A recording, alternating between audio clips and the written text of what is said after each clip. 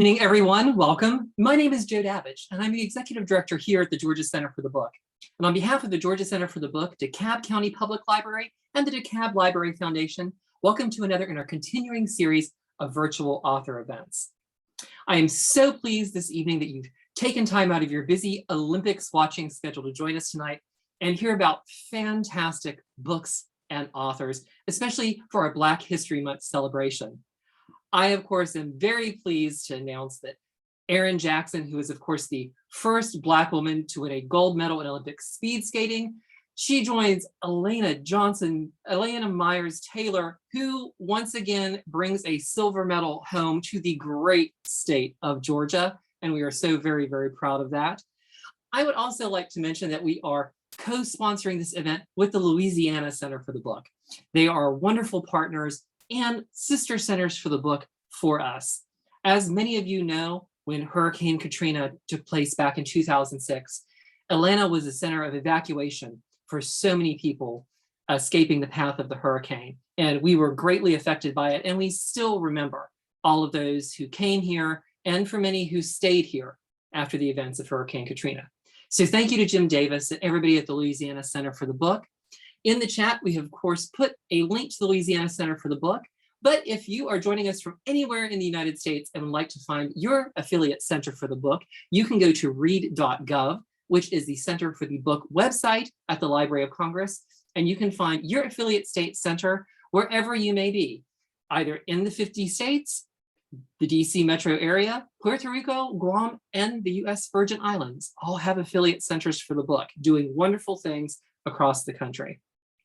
We'd like to remind you tonight that our bookstore partner is Acapella Books here in Atlanta, Georgia. They have done wonderful things like so many independent bookstores during this pandemic to provide us with reading materials by either mailing books to the home, providing contactless pickup, and in the case of Acapella Books, even delivery to your doorstep.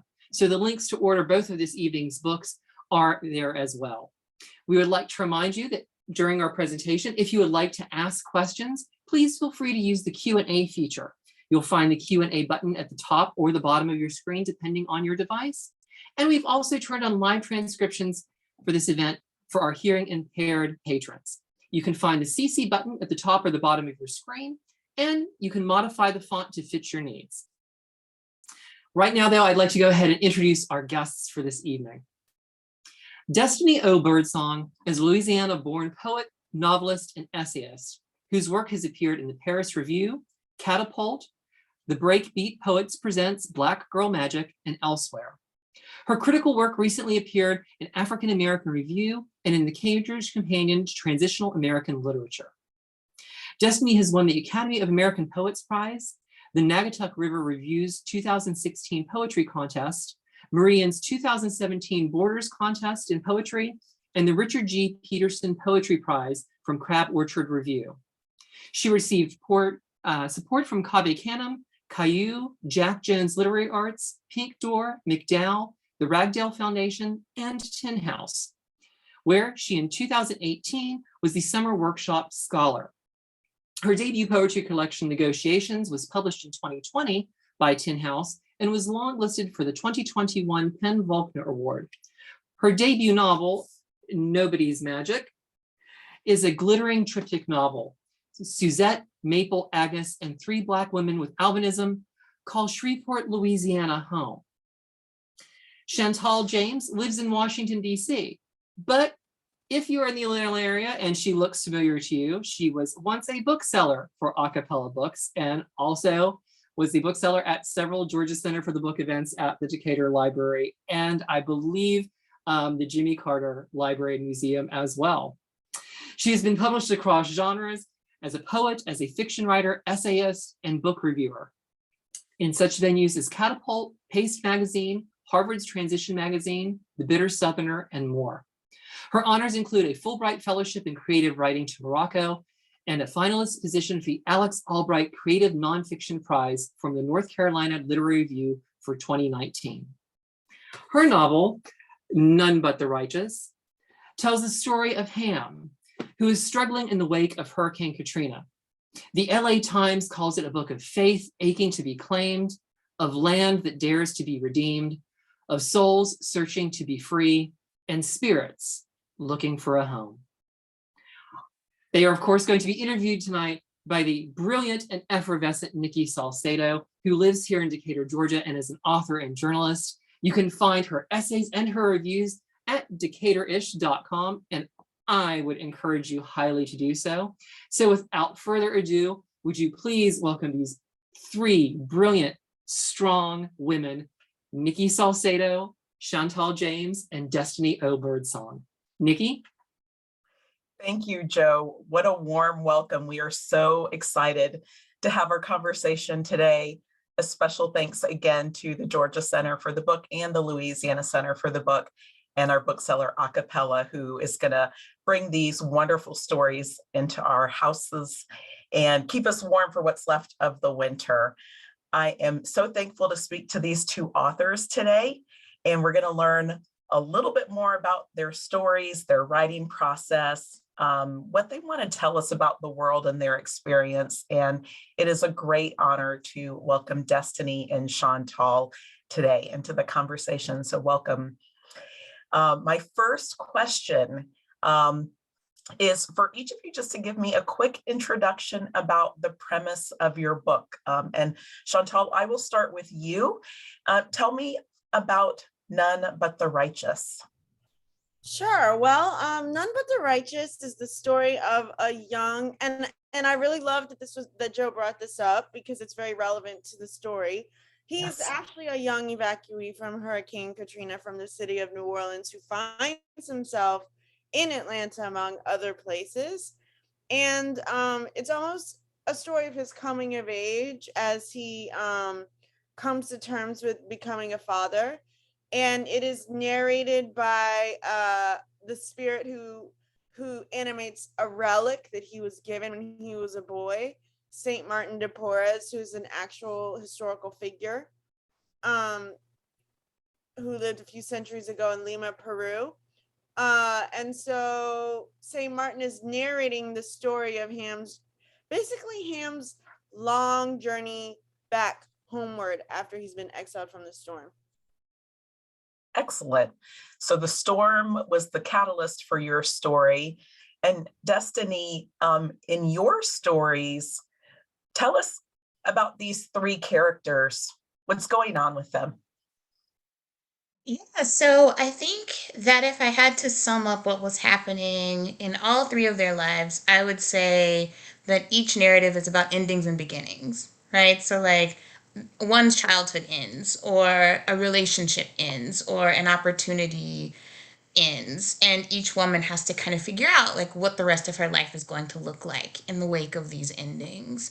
They are all either either living in or have connections to my hometown, Shreveport, Louisiana. And the city itself kind of shapes, helps to shape each of the narratives in really distinct ways. So I think it is also about place. It is about like the evolution of one's personhood. It is about sort of figuring things out, like, and the messiness that can often accompany that process. So That's wonderful. I like what you said about place, because you're writing about a place that you love, Destiny. And sometimes the journey we go on doesn't take us very far from home. Sometimes we stay quite close to home. And in yours, we meet lots of different people. Was it easy writing about a place you felt so familiar with, or was it hard to look at Shreveport in Louisiana through new eyes? I think it was easier than I thought it would be. I remember meeting my agent for the first time and sort of saying, like, oh, I don't think I'll ever write about home.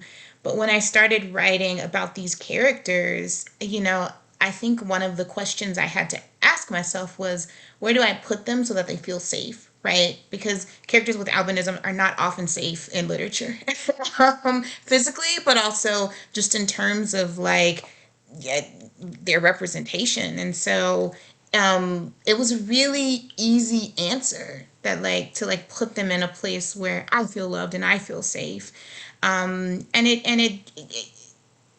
don't know that I foresaw the city playing such a large role in their triptychs, but it did, you know. But it was a very easy decision to find a place where, in spite of all the things that are happening to them, they are loved and cherished and yeah, and accepted to some degree, at least by the people who are closest to them.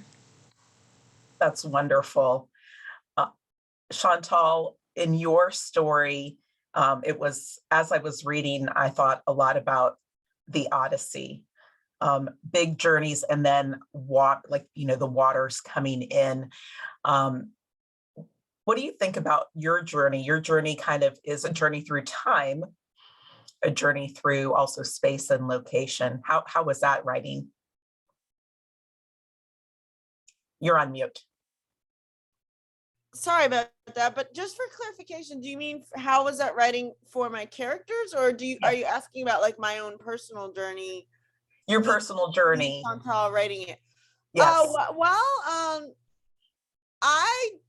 I definitely could identify with the Odyssey in terms of my own experience writing this book. I wrote it over a period of maybe 11 years. And during that period of time, I went through a lot of personal changes. I lived in different places. I was married. I was divorced. I experienced mental breakdowns. I experienced mental stability. I was a blue collar worker, a white collar worker, a grad student. I just went through so many different personal changes over the course of writing this book. But I will say that the process of writing it was just kind of unifying for me, in a way for me to just kind of bind myself together and carry myself forward through all of those many changes that were happening. It was kind of a constant in my life, even though outside of the book I was undergoing so much personal transformation. I love that too, because as a reader, I get to have the safety of watching the journeys of your characters without all the personal heartache of those transformations you just mentioned, being displaced, the beginning of relationships, the ending of relationships. And I'd love for you each to give me some context around the guiding character. There's some kind of the past, present in your stories, and maybe we could tease a little bit for those who haven't read the book, just give us some context. But Chantal, I'll start with you. You mentioned a relic and a figure from the past. Mm-hmm. Give us a little bit more about how that history connects to Ham, your main character. Sure. Well, I kind of feel like in St. Martin, who's this mulatto friar from Lima, Peru in the 1500s, it's kind of a global South meets the US South, because you have these two different sort of cultural mindsets merging. And so throughout the book, the characters are each sort of wrestling with the past, and the past is huge for him. His personal past is really huge for him. It's something that he's always attempting to get back to, and he's always hoping that it's going to be intact for him to come back to after the storm. And so I'm sorry, I feel like I'm wandering away from your question. So no, that's great.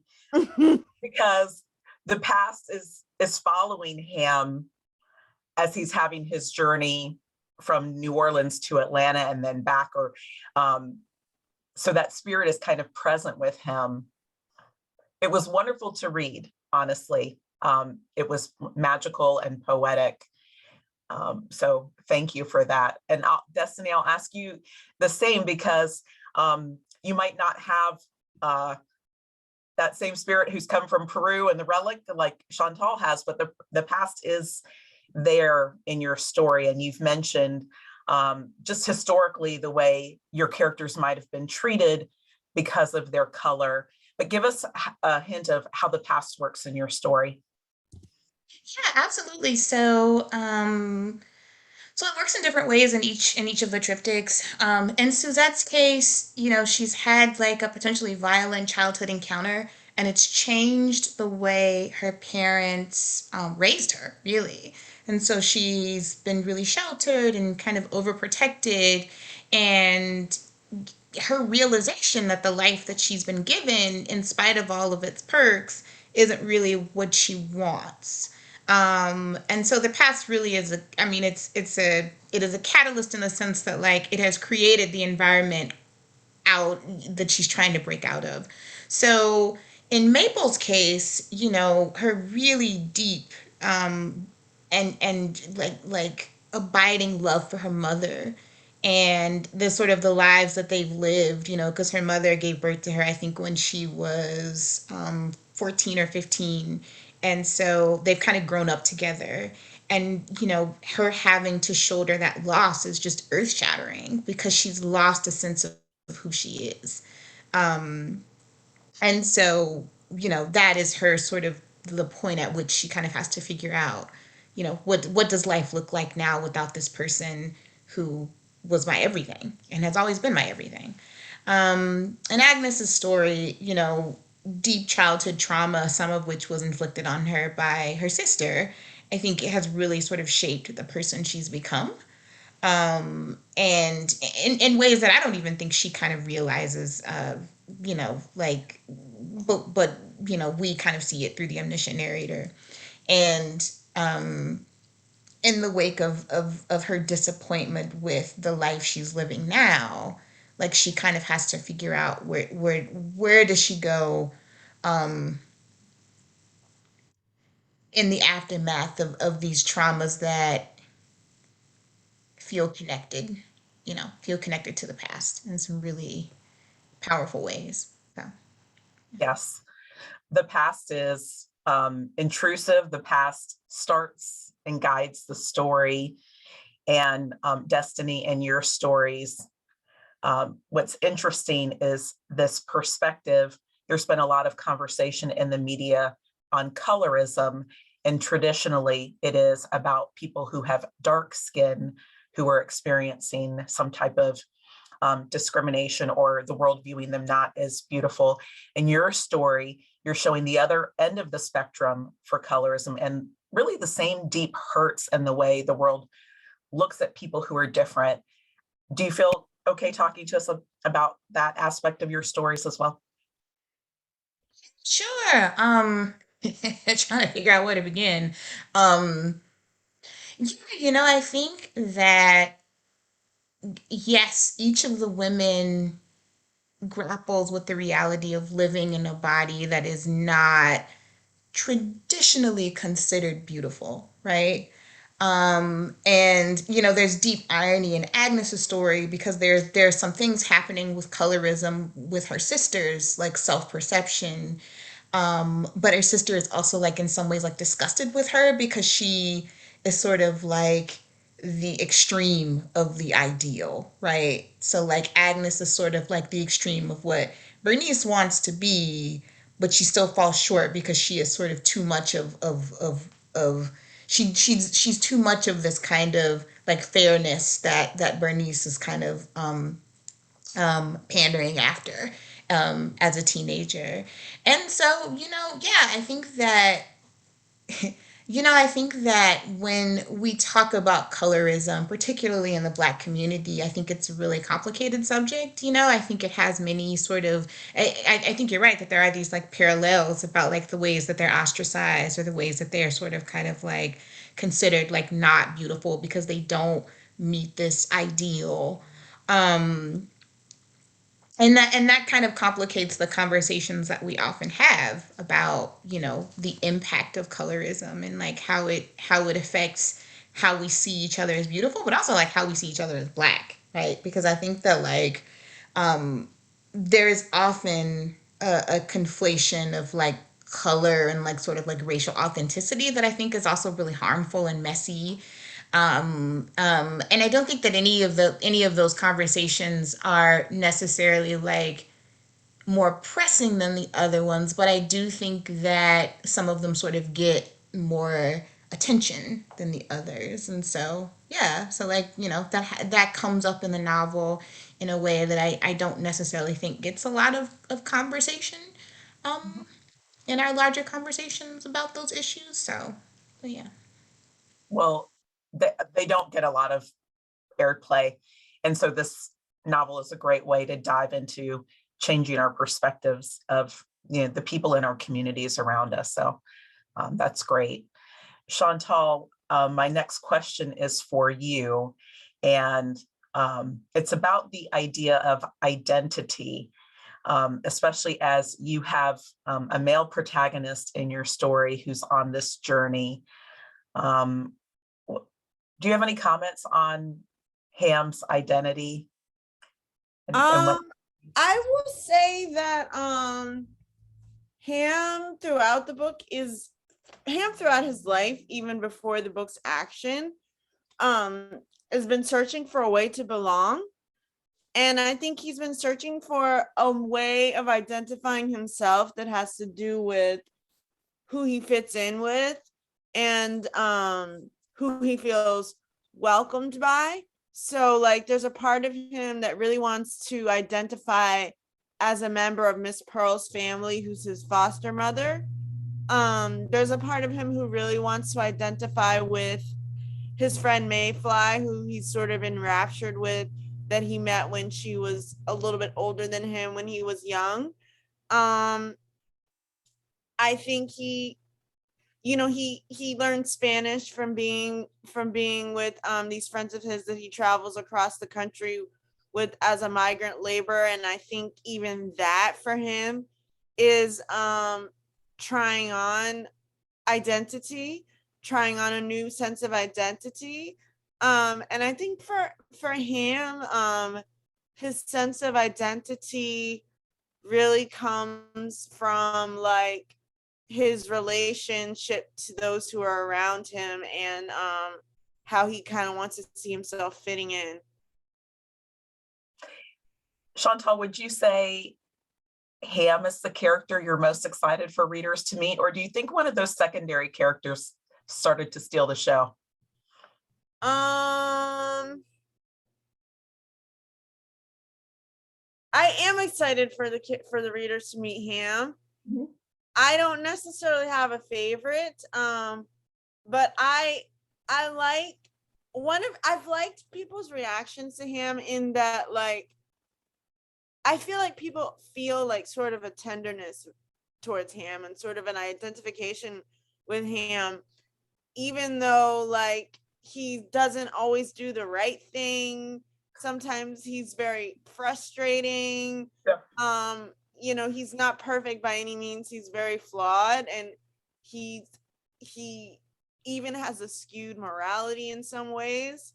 But I'm excited for readers to meet him because I've enjoyed learning about how people are identifying with him, even though like he's not like some kind of a perfect specimen of like the ideal person or something. That imperfection is probably what we like about it. And also, my controversial opinion is I think every book is a love story. I think every story written is a love story. So I can fall in love with your characters, even if they make not great choices or choices I wouldn't make, or it's just really wonderful to read the richness of what you gave us in Ham. And Destiny, I'll turn to you with the similar question, which is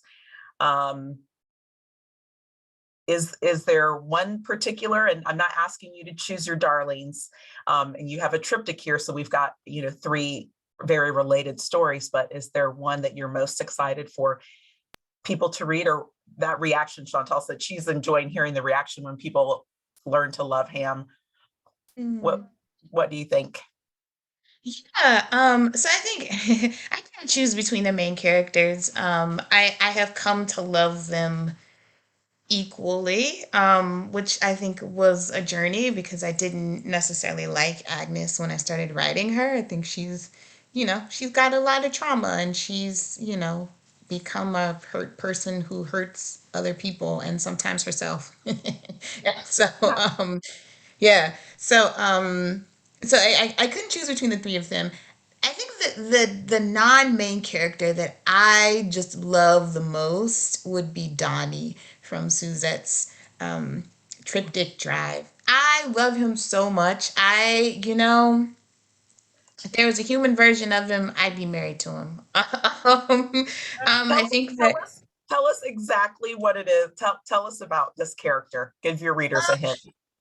yeah, I love the fact that he during my book launch, the woman I was in conversation with, Stephanie Pruitt Gaines, said, that he sort of uh, sees Suzette and also like sort of perceives her, like, so he sees her, but he sees sort of past like her condition and like all of the sort of, all of the trappings of her life, and I think I love that most about him, that he sort of understands her very well, and is deeply interested in her, and like also like considers her, like cares about what's going to happen to her, and like cares about, you know trying to be a good person, like even though he has desire and all of this stuff. So I don't know. I really like. I also love the fact that he has all of these sort of like kind of hidden qualities, like he knows how to sew and he's like really knowledgeable about how to feed the birds, and so I think he seems very attuned to his creative self, right? Which I think is a thing that they kind of have in common. So I love that too. That's great. And I just want to read some comments from the chat because there is someone in the audience who got very excited at the mention of Donnie and saying, he is so tender and wise.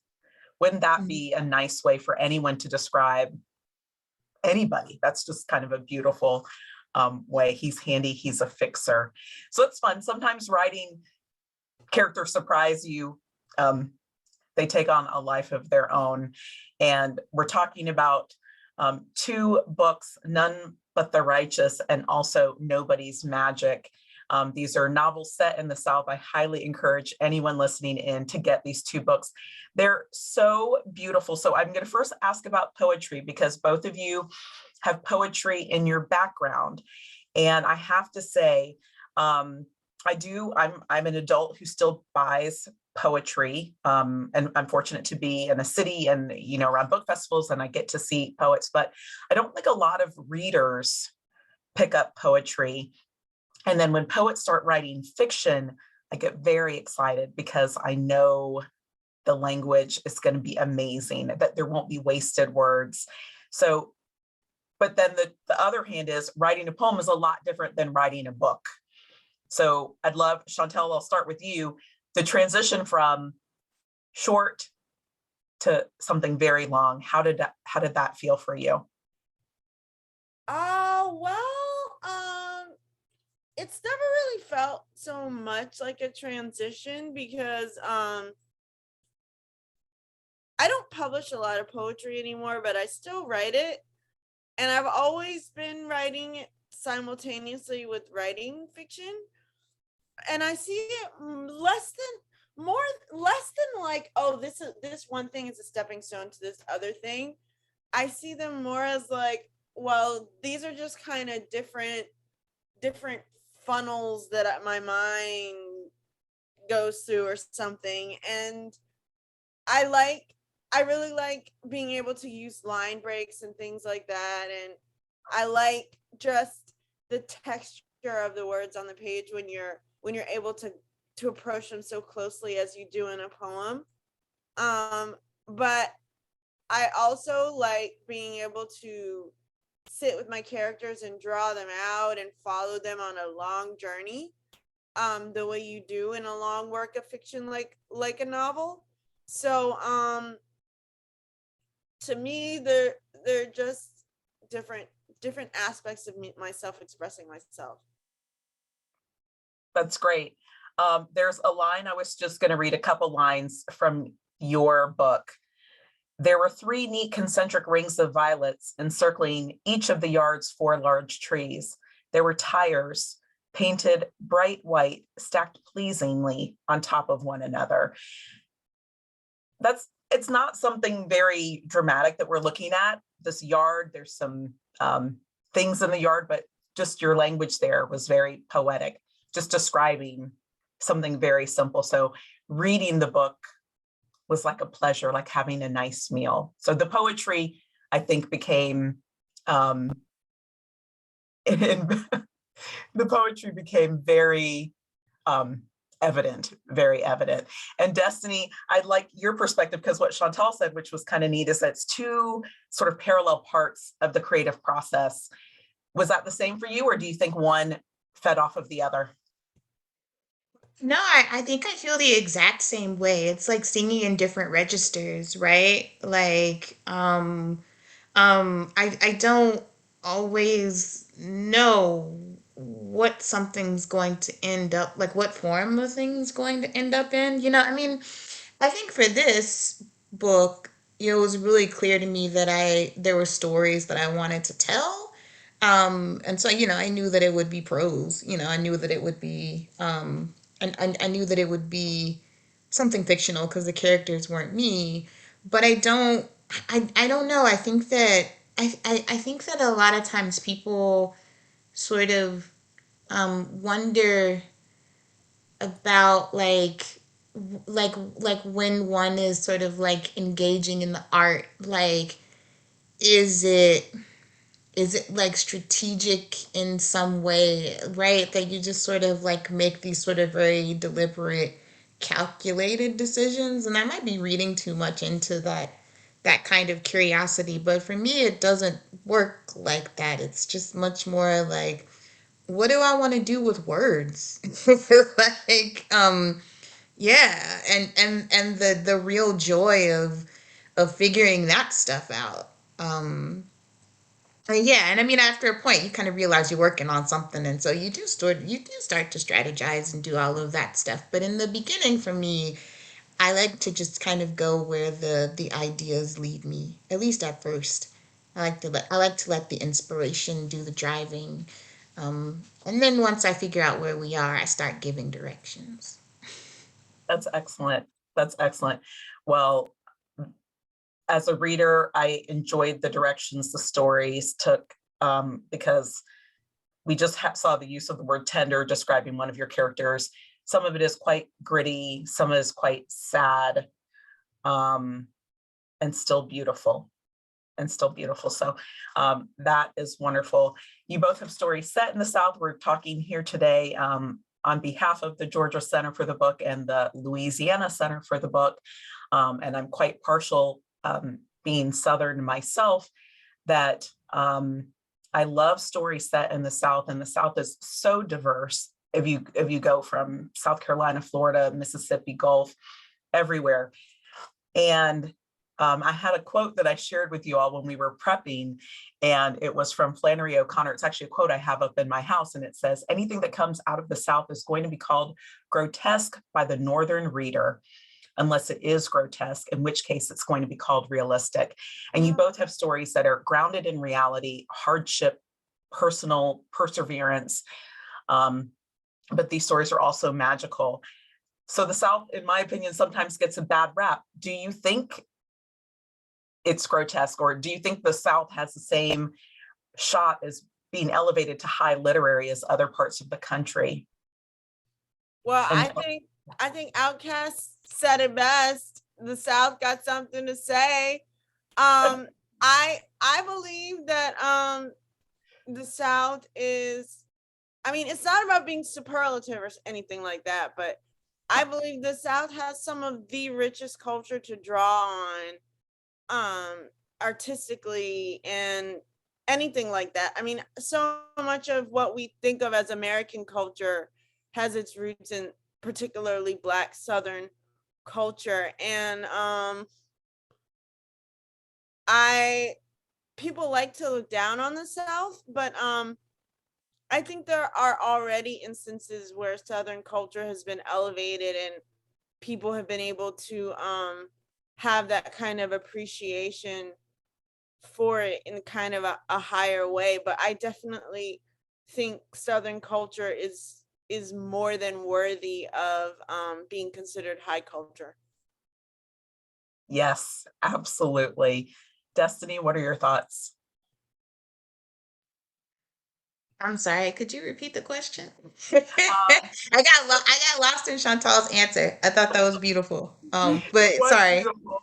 No, well, she covered a lot of things because it's, Yeah. is the literature of the South sometimes not always deemed, you know, with the same respect as other parts of the country. And when we see it in film, it's sort of, gritty and dingy, and it's not always elevated. And then your books have really elevated the stories of real people.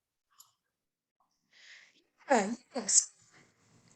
Yeah, I think you're right. But it's also really wonderful that the tides are starting to turn, I think, in some ways. Like, in addition to our two books, there's so many writers, and particularly like Black women writers from the South, who've been published in the past few years, and their books have been like well received. Disha Philyaw, Donnie Walton, Dante Moniz, like there's, I think that, and then like TV shows like P Valley, which is one of my favorites. Like, I mean, I do think that it's interesting. I remember watching True Blood, like several years ago, and it was kind of like the show. And some of the representation of like Southern culture was like just so corny. I don't love the show, but still. Um, and I mean, dare I say it? I hope I don't sound partial when I say this, but I feel like when you when you give Black women the mic, the narrative changes, right? The stories get better. No, I think that, the story gets more complex when you do that to many different groups, right? When you give the mic to poor people, when you give the mic to queer people, when you give the mic to Black folks, like, right, like the story gets richer because there are more voices in the room. But I think something special happens when Black women start telling stories, and particularly stories about the South. So, you know. And you're right, it has been an exciting several years of just different types of stories, right? There's not one type of Southern story. There's not one type of recovering from a traumatic past story. So I'm thankful that we have these opportunities to read your stories.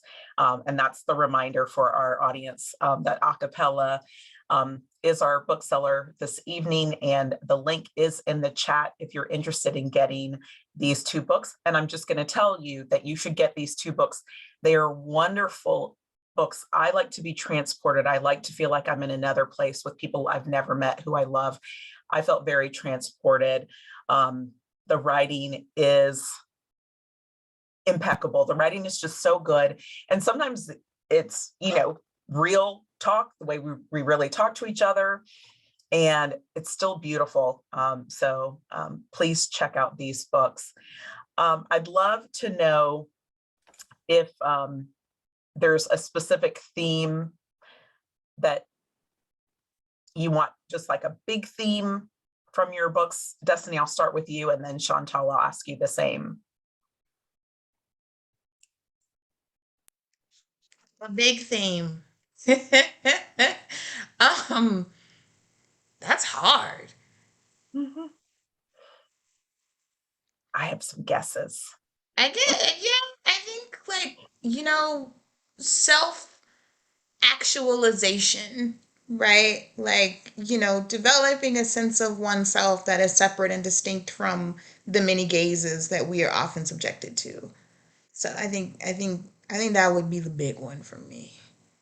If I had to choose. Okay, there's a lot going on. That's good. That's excellent. Chantal, what would you say? A big theme? I would say for me, it's probably home because I think Ham is on a search for his home, and he's on a journey back to what he thinks is his home, and staying in other people's homes throughout the book as a visitor. And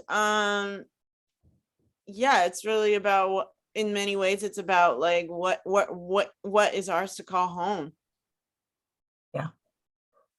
What and I felt uplifted, positive.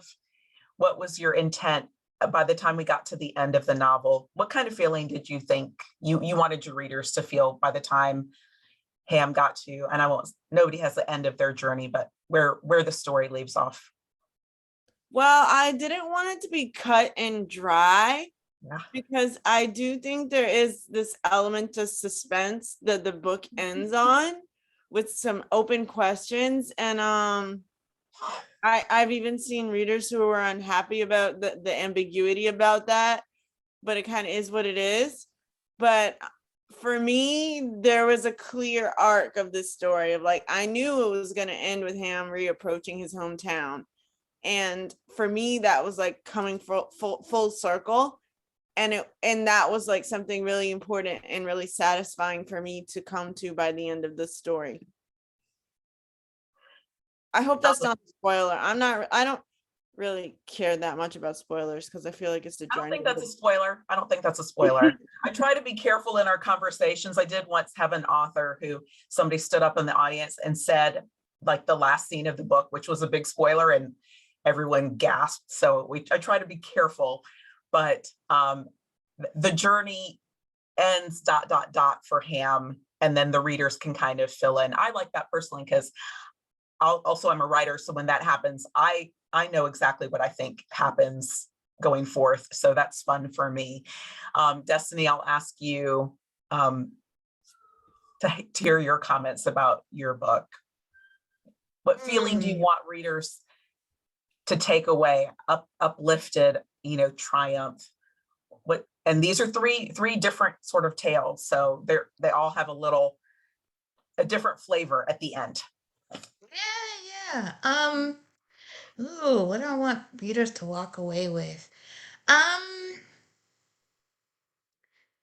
And maybe the biggest thing that that identity and subjectivity are idiosyncratic, right? Like that you may know a person with albinism. You may just know like a Black woman from the South, right?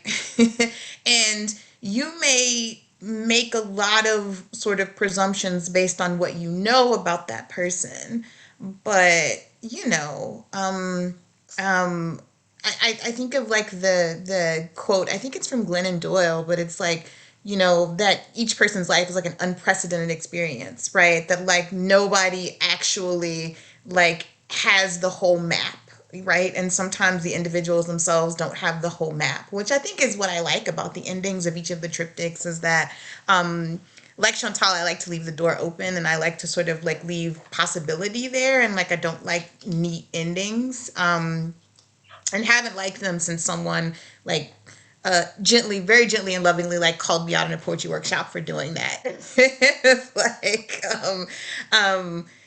and so yeah, I think maybe that's the sort of big thing. It's hard to kind of wrap things up. I know that like potential readers like that, but it's, oh my goodness, it's so hard. I mean, I think maybe what I want is just maybe for each person to kind of take a little piece of something new away with them, right? Something that they didn't know, something that they might have presumed but didn't actually understand. Some new perspective, some deeper knowledge of the just the randomness of the human experience, right? So, Mhm. yeah. Yeah, that's great.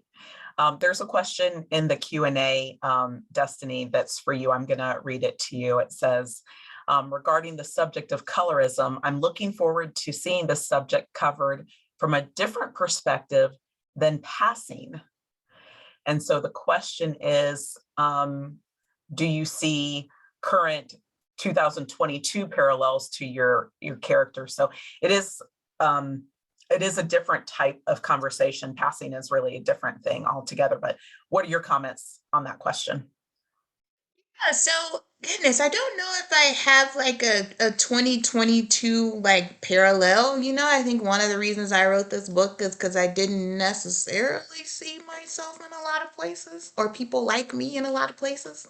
I see more representation than I saw at like 10 or 12, but it's still a little sparse. Um, what I do think of when I hear that question is the moments when there are these sort of like sweeping generalizations made about the non-white experience, right? So like one of them comes to mind. I know this is small, but it it's really it boiled my potato when I read it. But like somebody was on Twitter and they're like, yeah, I don't know. It's like something to the effect of like, if you don't have brown nipples, you're not a person of color. I was like, what? Like who's like sending out these rubrics? um, or just like this person has a white mom, they're not black. I'm like, what? Have you read nothing? Experience slavery? Like one white parent does not a white person make. um, and so I think about those kinds of things where they're like these like bars that people have to clear in order to be whatever someone has decided they cannot be, right, and like I think that is what I think of when I think of like deepening the conversation about color. That like we can't it is deeply important for us to have difficult conversations about the ways that we've harmed people. Um People, right? People who we considered not beautiful because they were too dark, because their features were a certain way. But that conversation also needs to broaden to the ways that we can also sort of potentially hurt people, like by sort of like going to the other extreme, right? Like, and so yeah, like I think maybe what that question is sort of getting to for me is sort of like just the importance of broadening the contemporary conversation, and like that's where I think this book kind of sits, is like, you know, when you think about what it means to be black, right? You also have to consider characters like these. Yes, Yeah. absolutely. And I'll just hold up the book one more time because to me, this is just a beautiful book cover. How did you feel when you saw it? I was dumbfounded. I was speechless. Even more so because this is the second book cover. So there was another book cover that was beautiful and I really loved. Um, and then the press decided that it was really important to have a person on the cover, which I mean ultimately I think was a great decision. At the time I was just kind of like, oh, what's that gonna look like? Like what I mean, because I'd sort of like exhaled because I'd found the cover that I loved and I thought that part of the process was over. So it was like another reason to be anxious because there's another one coming. Um, but yeah, I remember the day. Like I opened the file. I opened the attachment to the email, and I don't think I knew what to feel for like the first like 6 or 7 hours because I mean it's a beautiful cover, like and the woman on it is also very beautiful. And again, because there are not always representations of people with albinism who are beautiful. There are more of them now, but there still aren't a lot. Like all of that stuff sort of kind of hit me at once. And so it was I it took me a while to kind of like digest it. Um, yeah. Great. Well, I was showing your book cover, which was beautiful. And then I also have this beautiful cover, and it's the sun in one hand, like the moon in another. Chantal, what were your thoughts when you first got to see your book? I was happy about it because to me it just kind of like captured some of the like maybe more supernatural elements. Like you have somebody who's holding the sun and the moon in their hand, and that to me speaks of this kind of otherworldly power that I was hoping my narrator had, that was attracting me to that kind of a narrator. So yeah, I was happy with it. Yeah, it's beautiful. And I like how bright it is because I feel like it really stands out in a bookstore. It does. It actually also reminds me of something somebody might wear.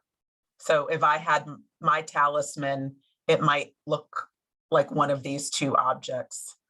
So, and since that was something our main character was carrying around with him, I thought that was like a nice reflection. It's also nice to be reading a book in public and then people are like, what are you reading?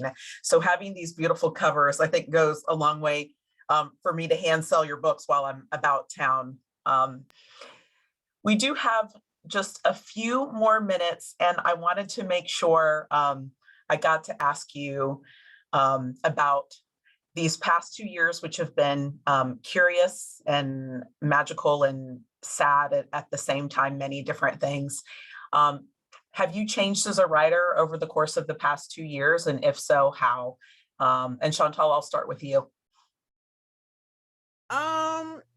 I think one of the ways I've changed as a writer, in terms of the difference between my work in progress and this novel, is that well, I don't know, because I was living in Atlanta and there are parts of the book set in Atlanta, but I was really trying to be more of an adventurer and going away from my experience with None But the Righteous. And in the book I'm working on now, it's like set in the city I live in a few decades earlier, but still like set in Washington, D.C. And so it's like my daily life is bringing me inspiration that I can put into my book just based off of the things that I see in the world around me.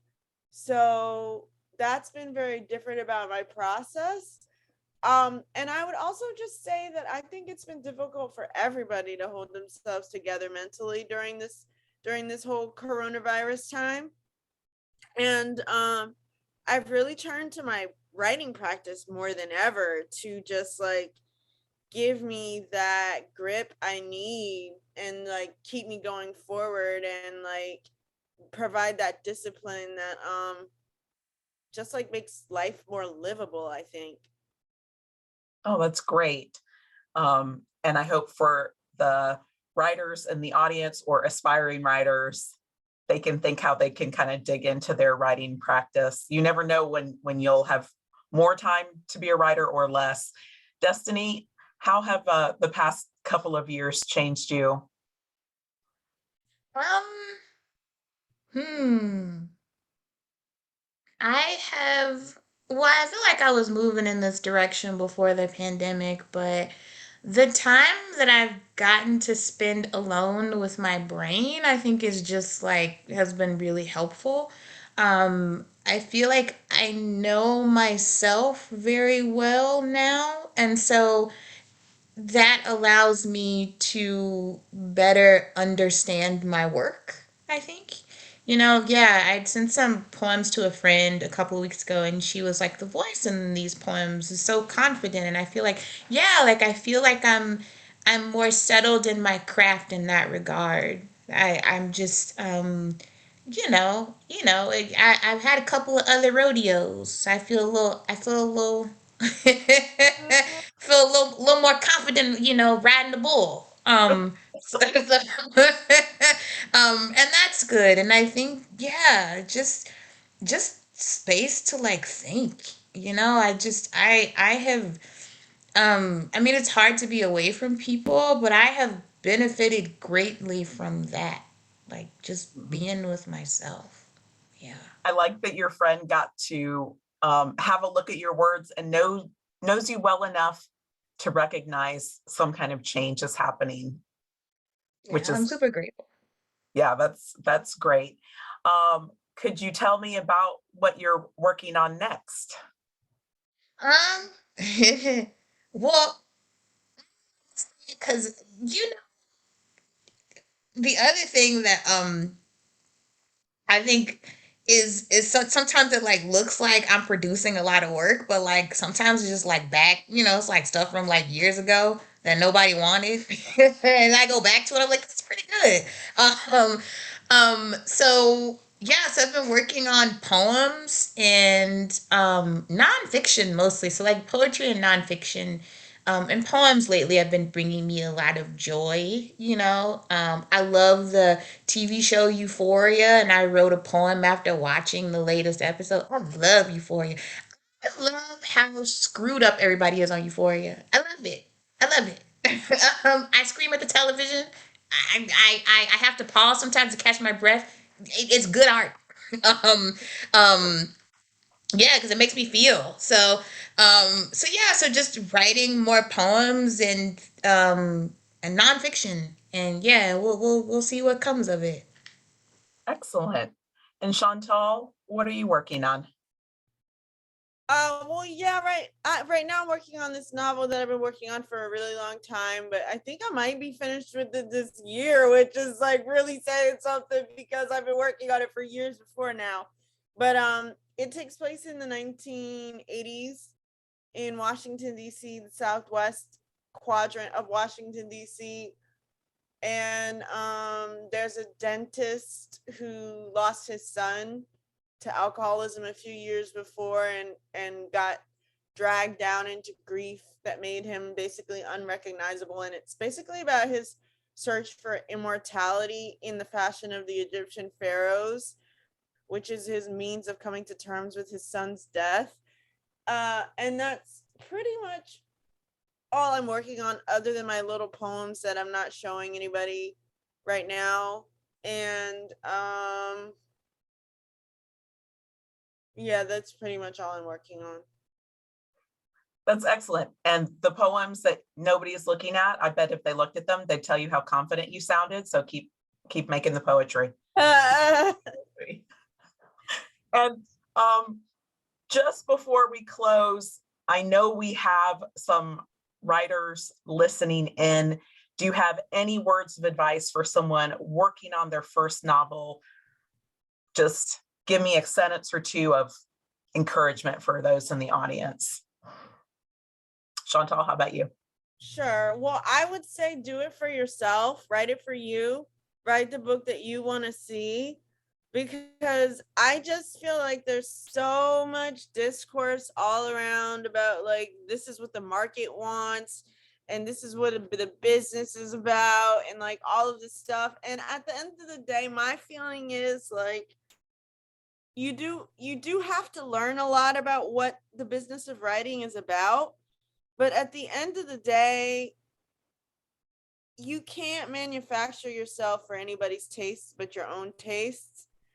And it's going to be the writing that comes from you, that is you expressing your originality, that you have to have the faith that that's going to be able to make an impact in other people and in other people's lives. Thank you for that. I think that's great advice. Destiny, what would you say?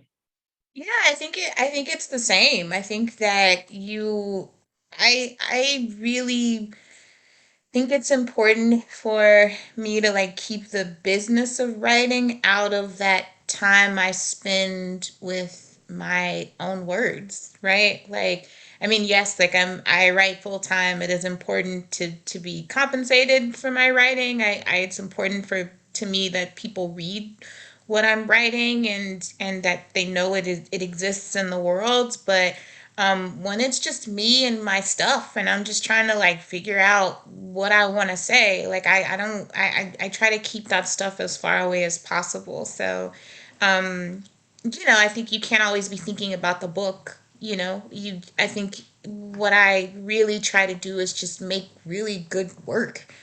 And sometimes that takes time, and it doesn't always follow the trajectories of your friends or people you look up to.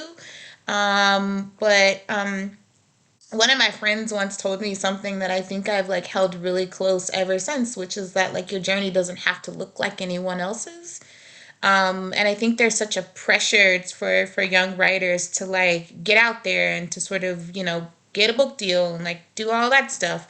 And I think that's important, but I personally am happy that I published I think relatively late in terms of like the schedule. Because I'm a mess, like I feel older and hopefully smarter and have had other experiences and have an identity that's separate and distinct from this, and that feels safe for me. It feels healthy, and I don't know that I would have been able to do that any earlier in life, and it's still hard. So It's always hard, but your words, write what you want. I didn't know that I needed these stories until I read them. So I'm hoping our audience today will feel the same way I did, which is thankful for your words and your time this evening. And thank you to the Georgia Center for the Book, the Louisiana Center for the Books, and our friends at Acapella. And I'll let Joe give us some closing words. Thank you both so much. Well, thank you so much, Chantal, Destiny, and of course, Nicki. It truly is a magical, magical program every time I hand over the microphone to you. And I am so very, very glad that we did this evening. Once again, our partners are Acapella Books. The links to order these two wonderful books are in the chat, and I would encourage you to do so. Because they were two poets this evening, it forced me, if you saw Nicki's giggle, to break out my virtual poetry snap sign, because that's how we do things in the pandemic. Before we close, I do want to take a moment and to pause and reflect, because we did lose a very fearless Black voice this weekend in Valerie Boyd. Of course, she is a novelist, a teacher, and a mentor to so many people. Her book, Wrapped in Rainbows, is the quintessential biography of another fearless Black voice, Zora Neale Hurston.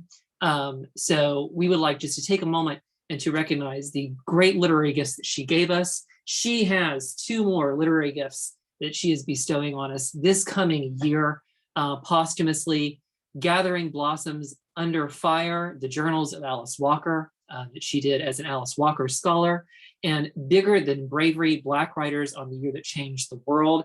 And it features Pearl Clegg, Honore Jeffers, Tayari Jones, Imani Perry, Khadija Queen, Jason Reynolds, and Alice Walker. So I would encourage you to continue to read Valerie Boyd. She is an amazing, fearless Black voice, and Black voices matter, Black stories matter. And thank you all so much for joining us in this great conversation tonight.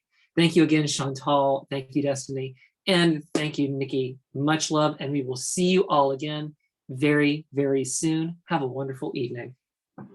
thank you. Thank Thank you, you. everyone.